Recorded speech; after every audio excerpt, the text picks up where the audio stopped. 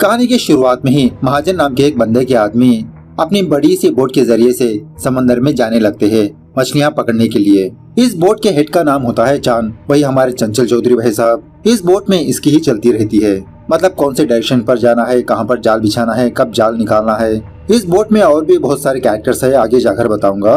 पहले दिन इनकी बोट किसी जगह पर जाकर जाल डालने पर इन लोगों को कुछ अच्छी तादाद में मछलियाँ मिलती है। तो इसी बोट में एक स्टोर रूम होता है, सारे मछलियाँ यहीं पर रखते रहते हैं ये लोग फ्रीज करके। खैर शाम होने के बाद चांद का असिस्टेंट एजा चांद के पास आकर कहने लगता है, क्या आज रात हम एबा का काम तमाम कर दे। चांद कहने लगता है कि फालतू बातें मत करो, जब मैं कहूँ तभी करना, जब तक चुपचाप बैठे रहना। उसके बाद आधी रात को चांद के बोट में कुछ लोग अपनी पकड़ी हुई मछलियों को दूसरे लोगों को बेचने लगते हैं। मतलब इनकी बोट के पास एक और बोट आती है। तभी ईबा नाम का एक इंजन ड्राइवर इन लोगों को रंगे हाथ पकड़ लेता है। तभी वहाँ पर एजा आकर कहने लगता है कि तुम इस मामले में टांग मत लड़ाओ, चुपचाप जाकर सो जाओ। ईबा कहने लगता है कि इस बोट से एक भी मछली नहीं जाएगी। ये शोर शराबा देखकर चांद वहाँ पर आता है। ईबा कहने लगता है कि तुम्हारी मर्जी के खिलाफ ये लोग ऐसा कर ही नहीं सकते, तुम्हारा भी इसमें हाथ है, मैं ये बात महाजन को बोलूंगा। तो चांद सारे लोगों को डांटने लगता है कि इस बोट से एक भी मछली बाहर नहीं जाएगी, चुपचाप मछलियों को अंदर रख दो। खैर सुबह होने के बाद ये लोग दोबारा जाल बिछाने लगते हैं किसी जगह पर। इंजन रूम में ईबा का एक बेस्ट फ्रेंड होता है जिसका नाम होता है नागू। नागू कहने लगता है, अरे यार मछलियाँ बेचेंगे तो 4 पैसे आ जाएंगे, तुम चांद से झगड़ा करने के बजाय अपना हिस्सा मांग लो ना, क्यों खामखा उनसे झगड़ा कर रहे हो। ईबा कहने लगता है कि वो लोग मुझे कुछ घंटा नहीं देते, किनारे पर जाने पर बस 100 का नोट थमा देंगे, इससे ज्यादा कुछ नहीं। अगर मछली बेचनी हो तो सबको बराबर हिस्सा मिलेगा। खैर शाम होने के बाद ईजा दोबारा चांद के पास आकर यही कहने लगता है कि आज रात तो भी हम ईबा का काम तमाम कर देंगे, वो हमारे काम में बहुत दखलंदाजी करता है। चांद कहने लगता है, नहीं तुम रुको, जल्दबाजी मत करो, अगर कल रात के बाद वो महाजन को बता देगा तो हमको दिक्कत होगी। इस तरह से चांद नागू को बुलाकर उसको हल्के से गंजा फूकने के लिए कहता है और उससे कहने लगता है, देखो नागू, ईबा तुम्हारी बहुत अच्छी तरह से बात मानता है, उसको समझा दो कि हमारे काम में टांग ना लड़ाए। नागू कहने लगता है, अरे चांद भाई, उसे भी हिस्सा चाहिए। चांद कहने लगता है, हिस्सा? काहे का हिस्सा? बहुत ही मेहनत के साथ मछलियाँ हम पकड़ते हैं और वो बस इंजन रूम में सोया रहता है। तुम ही बताओ कौन मेहनत ज्यादा करता है? अगर हिस्सा मिलेगा तो तुमको मिलेगा, ईबा को क्यों मिलेगा? और वैसे भी वो महाजन है ना, हमारी वजह से अमीर है। हम मछलियाँ पकड़ते हैं, हम बेचते हैं और फायदा वो लेता है, तो इसमें 2-4 पैसे एक्स्ट्रा कमा लेते हैं हम। अब नागू को ज्यादा नशा होने की वजह से वो बस अपना सर हिलाते रहता है। खैर थोड़ी देर के बाद जबरदस्त बारिश होने लगती है, जिसकी वजह से मछली के जाल को ऊपर लाने लगते हैं। तो शॉकिंगली जाल में इन लोगों को एक मरी हुई लड़की मिलती है। इस लड़की को देखकर सारे लोग शॉक में रह जाते हैं और बोट में लड़की का होना अपशगुन मानते हैं ये लोग। चांद कहने लगता है कि फिलहाल इसकी डेड बॉडी को साइड में रख दो, हम सुबह देखेंगे। तभी जब नागू इस मरी हुई लड़की को देखता है तो इसकी आंखों को लड़की नहीं बल्कि मछली नजर आती है। कहने लगता है, अरे वाह, आज तो बहुत बड़ी मछली फंसी है। एजा कहने लगता है कि नागू, तुमको कुछ ज्यादा ही चढ़ चुकी है, चुपचाप जाकर सो जाओ। थोड़ी देर के बाद ये मरी हुई लड़की अचानक से जिंदा हो जाती है। एक्चुअली मरी नहीं होती, बेहोश होती है। सारे लोग शौक में होकर इस लड़की से इसके बारे में पूछने लगते हैं कि कौन हो तुम, क्या नाम है तुम्हारा, कहाँ से आई हो, किसने मारा तुमको, क्या तुमने खुदकुशी करने की कोशिश की? लेकिन वो लड़की कुछ भी जवाब ही नहीं देती। खैर सुबह होने के बाद ये सारे लोग दोबारा इस लड़की से यही सवालात पूछने लगते हैं कि कौन हो तुम, क्या नाम है तुम्हारा, क्या किसी डाकुओं ने मारा तुमको? लेकिन इस लड़की से कुछ भी रिस्पॉन्स ही नहीं मिलता। सारे लोग सोचने लगते हैं कि शायद ये लड़की गूंगी है। खैर उसके बाद ये लोग अपने काम पे लग जाते हैं, मतलब दोबारा किसी जगह पर आकर जाल बिछाने लगते हैं। थोड़ी देर के बाद इनकी बोट के पास एक और बोट आने लगती है। चांद कहने लगता है कि फटाफट से उस लड़की को छुपा दो, कोई देख लेगा तो प्रॉब्लम होगी। तो ये लड़की इंजन रूम में आकर ईबा के पास छुप जाती है। बाहर वो बोट वाला बंदा चांद के पास आकर कहने लगता है कि यहाँ पर बहुत ही कम मछलियाँ हैं, थोड़ा आगे जाओ। दूसरे बंदे को बहुत सारी मछलियाँ मिली। थोड़ी देर के बाद सारे लोग बैठकर इसी लड़की के बारे में डिस्कस करने लगते हैं कि इस लड़की का क्या किया जाए। लड़की बोट में नहीं रह सकती, पता नहीं कहाँ से आई। चांद कहने लगता है, अगर महाजन की कोई और बोट आएगी तो उसमें भेज देंगे। नागू कहने लगता है कि दूसरों की बोट में भेजना इतना सेफ नहीं है, पता नहीं उस लड़की के साथ क्या हो जाए। तो बहुत डिस्कशन के बाद ये डिसाइड होता है कि ये लड़की इन्हीं की बोट में रहेगी। अगर कोई बोट आएगी तो इस लड़की को छुपा देंगे ताकि हम लोगों पर उंगली ना उठे। तो ये लड़की इसी बोट में रहते हुए हल्के पुल्के काम करने लगती है। रात होने के बाद एजा दोबारा चांद के पास आकर यही कहने लगता है कि आज रात तो भी हम ईबा को ठोक देंगे। चांद कहने लगता है कि कैसे मारोगे? अब तो इस बोट में वो लड़की भी आ चुकी है। अगर उस लड़की ने या तो फिर नागू ने देख लिया तो अच्छा नहीं होगा। समंदर के थोड़ा और अंदर चलते हैं हम। खैर सुबह होने के बाद चांद उस लड़की को अपने पास बुलाकर पान कैसे बनाते हैं वो सिखाने लगता है और दोबारा इस लड़की के बारे में पूछने लगता है कि कौन हो तुम, किस एरिया से बिलोंग करती हो।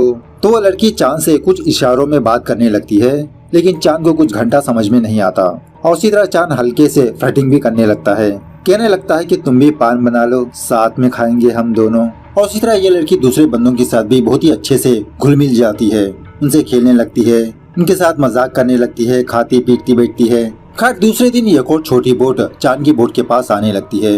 ये देखकर चांद दोबारा उस लड़की को इंजन रूम में छुपा देता है और ईबा को देखकर ऐसा लगता है कि ईबा इस लड़की को चाहने लगा। खैर ऊपर वाला वो बंदा चांद के बोट के पास आकर कहने लगता है कि आज रात किसी जगह पर एक जबरदस्त पार्टी होने वाली है, सारे बोट्स वहीं पर मिल रहे हैं, तुम भी आ जाओ। सो उसी तरह से चांद की बोट भी उस जगह पर जाकर ये सारे लोग मिलकर जबरदस्त पार्टी शार्टी करने लगते हैं।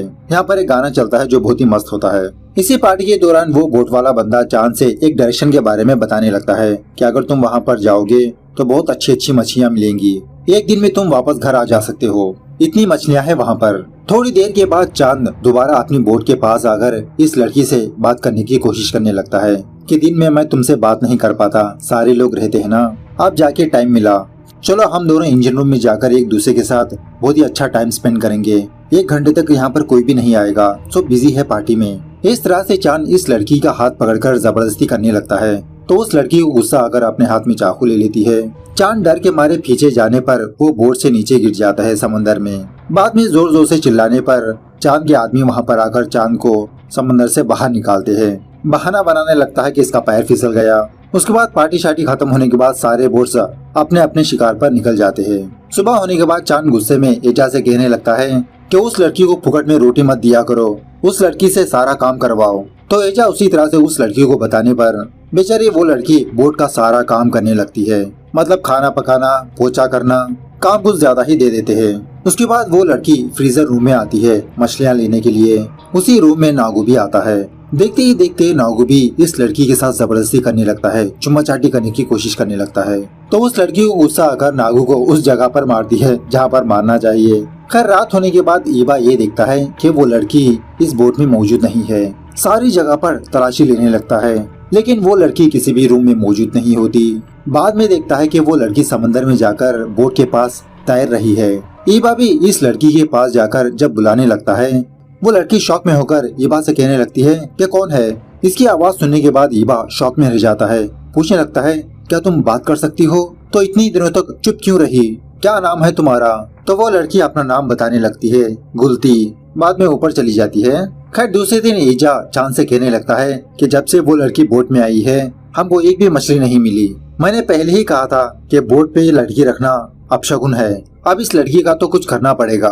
खैर उसके बाद दोबारा ये लोग थोड़ा आगे जाकर जाल बिछाने लगते हैं। तभी अनलकीली इनकी बोट का इंजन स्टॉप हो जाता है। ईवा इंजन को चेक करके चांद से कहने लगता है कि इंजन में कुछ खराबी है, जब हमारे पास कोई दूसरी बोट आएगी तभी हम उन लोगों से कुछ मदद ले सकते हैं। तो चांद सारे लोगों से कहने लगता है कि आज रात ये लोग जाल बिछाकर यहीं पर रहेंगे, सुबह होने के बाद इनके पास कोई बोट आएगी तब देखा जाएगा, अगर इंजन रेडी हो जाएगी तो हम निकल जाएंगे। रात होने के बाद ईबा और गुलती दोबारा समंदर में मुलाकात करने लगते हैं। पूछने लगता है कि इतनी दिनों से चुप क्यों रही तुम, आखिरकार कहाँ से आई हो तुम। गुलती कहने लगती है कि मैं इस बोट को डुबाने आई हूँ, मैं सपेरी की बेटी हूँ, मैं किसी से नहीं डरती, मुझे यहाँ पर देवी ने भेजा है, वही देवी जो नागों को वश में करती है। ईबा पूछने लगता है क्या तुम सच में औरत हो। गुलती कहने लगती है हाँ मैं औरत ही थी, मैं सांप भी हूँ और मछली भी। ये बहुत ही लंबी कहानी है। उस रात में तुम सारे लोगों को देखकर मेरी आवाज चली गई और कल रात जब मैंने तुमको देखा तो वापस मेरी आवाज आ गई, लेकिन मैं उसे डुबाकर मारना चाहती हूँ, बदला लेना चाहती हूँ। सुबह होने के बाद बोट में के लड़के धुआं जलाने लगते हैं, मतलब सिग्नल्स भेजने की कोशिश करने लगते हैं। बहुत देर के बाद फाइनली इन लोगों को दूरी पर एक बोट नजर आती है, तो धुआं देखकर वो बोट इनके पास आने लगती है।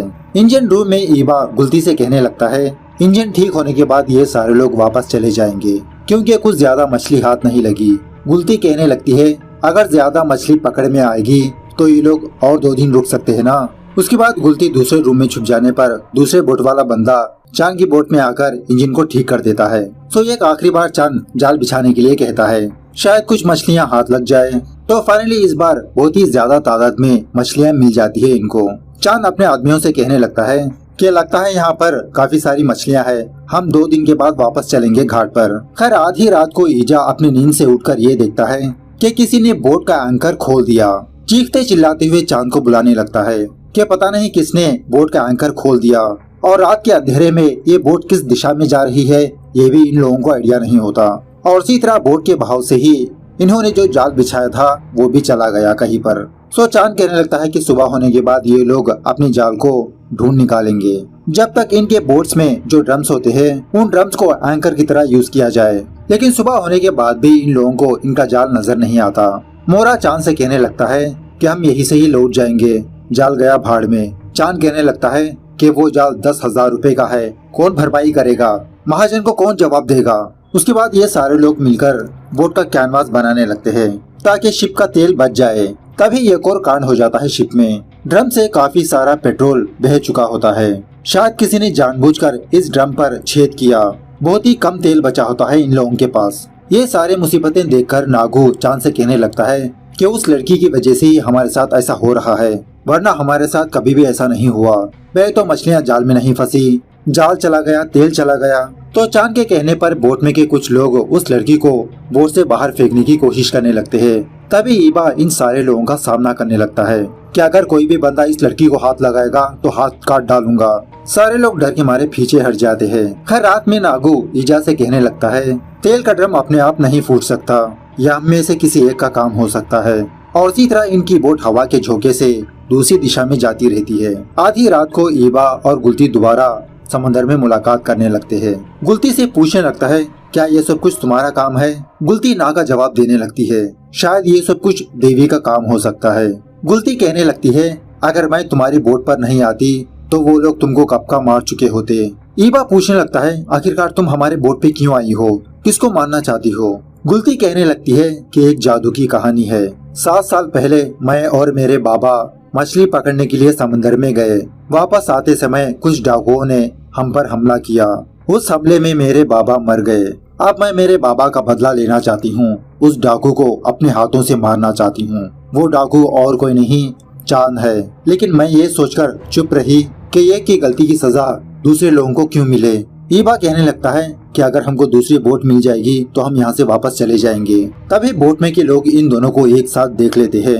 इन दोनों को गालियां देते हुए बोट के ऊपर बुलाने लगते हैं। चांद अपने आदमियों को बोलने लगता है कि इस लड़की को बांध दो। और उसी तरह जब एजा चांद को मारने ही वाला होता है, चांद एक रॉड लेकर एजा के पेट में स्टैब कर देता है। इस तरह से यहाँ पर एक जबरदस्त हाथापाई होने लगती है।